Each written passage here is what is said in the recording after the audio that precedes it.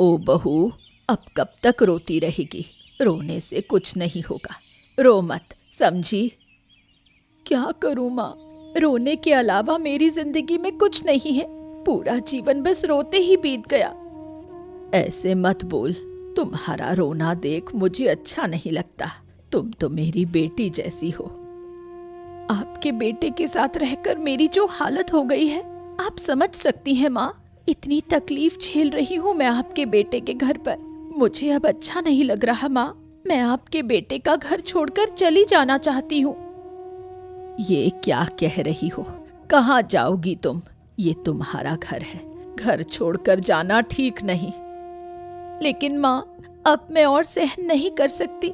बहुत दुख हो रहा है, आप देख रही हैं ना सब कुछ। कुछ दिन और सहन करो। दुख ज्यादा दिन तक नहीं रहता।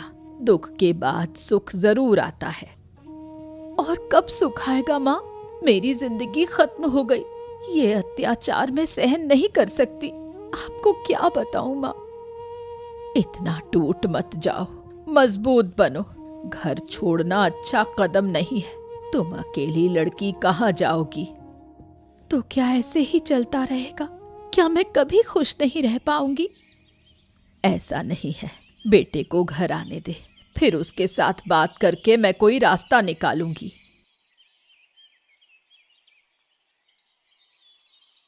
तुम काम पर जा रहे हो? हाँ, अरे इतनी सुबह सुबह और कहाँ जाऊंगा, काम पे। और क्या? तो एक काम करो, घर जाओ और माँ का हालचाल ले आओ। है? मैं और घर जाऊं? अरे तुम सोच कैसे सकती हो? मेरी बात ध्यान से सुनो। एक बार जहां से अपमानित होकर आया हूं, मैं वहां फिर कभी नहीं जाऊंगा। बस, समझ गई? इस तरह जिद मत करो, माँ का हालचाल लेकर मुझे बताओ। अरे मैंने कहा ना कि मैं नहीं जाऊंगा, नहीं जाऊंगा, नहीं जाऊंगा। मैं माँ का हाल चाल लेने के लिए बिल्कुल नहीं जा सकता। हाँ। इस तरह गुस्से में बैठकर क्या फायदा? अपमानित हुए हो ये सच है, तुम घर छोड़कर आए हो, लेकिन माँ को ऐसे कैसे छोड़ दोगे? माँ का हालचाल लेने के लिए कम से कम एक बार तो जाओ, और रमा का हाल भी जानना जरूरी है। ये सब ना तुम्हारी वजह से ही है कि मैं अपने गुस्से को काबू नहीं रख पा रहा हूँ। अरे हमेशा हमेशा तुम मुझे मेरे मन के खिलाफ काम करने के लिए मजबूर करती हो, हैं? हाँ, तुम वही करोगे जो मैं कहूँगी। माँ तो तुम्हारी है, क्या तुम्हें नहीं लगता कि माँ का हालचाल लेना जरूरी है? माँ से मिलना तुम्हारी जिम्मेदारी है। अरे हाँ हाँ हाँ हाँ, मेरा जिम्मा है। अगर माँ मेरे साथ रहती तो मैं भी अपनी जिम्मेदारियां निभाता ना, लेकिन माँ तो साथ रहती ही नहीं है।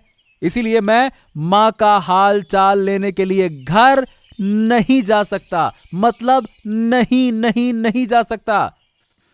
माँ और रमा का हालचाल जानने के लिए तुम्हें घर पर जाना ही होगा। अब चाहे आज जाओ या बाद में, यही मेरा आखिरी फैसला है। ओह, ठीक है ठीक है ठीक है ठीक है। तुम इतनी बार कह रही हो तो काम से वापस आने के बाद खबर ले आऊंगा, ठीक है?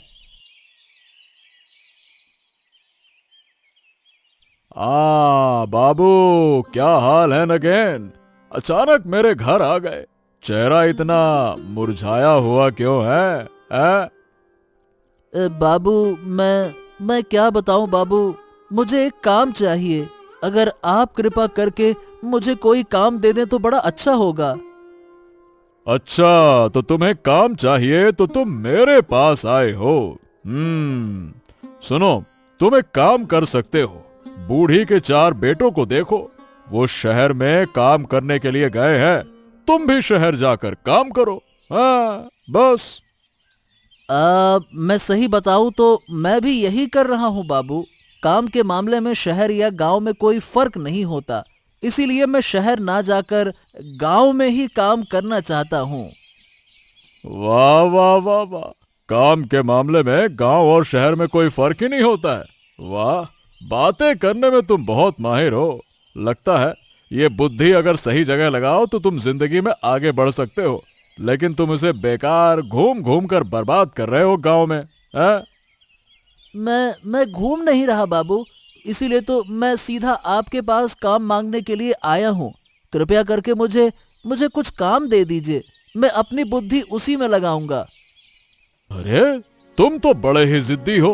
हाँ ठीक है ठीक है, एक काम करो, मुझे कुछ दिन का वक्त दो, अगर काम मिला तो मैं तुम्हें जरूर बताऊंगा, ठीक है ना?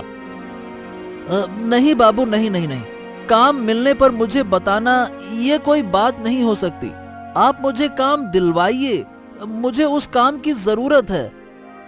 आहा, ठीक है, मैंने कहा ना कि मैं तुम्हें काम दिलवाऊंगा, मुझे सिर्फ कुछ दिन का समय तो दो, वक्त तो दो, ठीक है?